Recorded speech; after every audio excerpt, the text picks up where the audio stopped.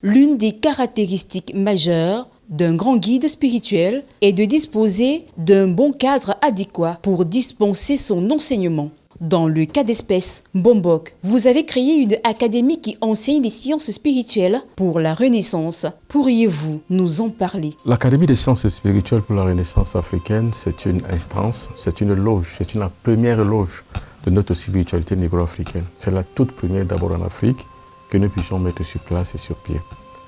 C'est une enseigne de spiritualité qui donne la spiritualité négro-africaine dans sa grandeur et dans sa nature, c'est-à-dire que dans toute sa splendeur. Une spiritualité en tant que science, donc l'exécution pédagogique et scientifique, donc à la fois théorique et pratique, afin de tout pouvoir exécuter rien que la science, rien que la vérité, et exclure toute forme d'éducation mentale et intellectuelle qui sape la morale universelle. Nous comprenons que c'est une formation qui porte à la révolution des sciences noires dans le but de faire l'approche du peuple négro-africain à son droit de disposer de lui-même par la prise de conscience de la nécessité de retrouver ses fondamentaux spirituels. Quand un peuple perd sa culture, c'est son identité qu'il perd. Et aucun peuple ne peut se développer sans sa spiritualité. C'est pour ça que le retour aux sources est d'une indispensabilité sans faille.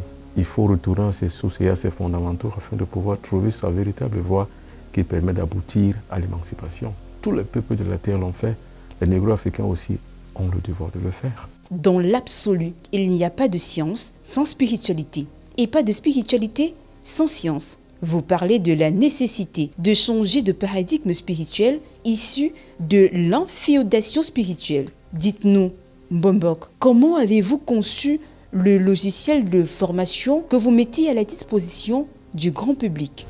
Il y a une nécessité incommensurable de changer de paradigme, justement, parce que le paradigme actuel ne prête pas matière à un développement tous azimuts. Il faut donc retourner aux fondamentaux. Ça veut dire quoi? Ça veut dire qu'il faut redynamiser les savoirs endogènes. Il faut conspuer peut-être l'exégèse, non pas totalement, mais du moins dans sa règle fondamentale qui a pour but de pouvoir dénaturer et inféoder culturellement un peuple.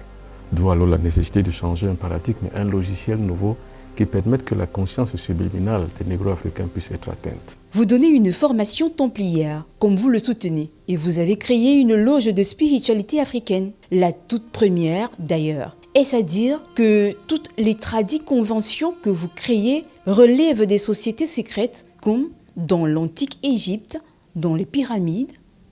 Il faut recoudre le puzzle initiatique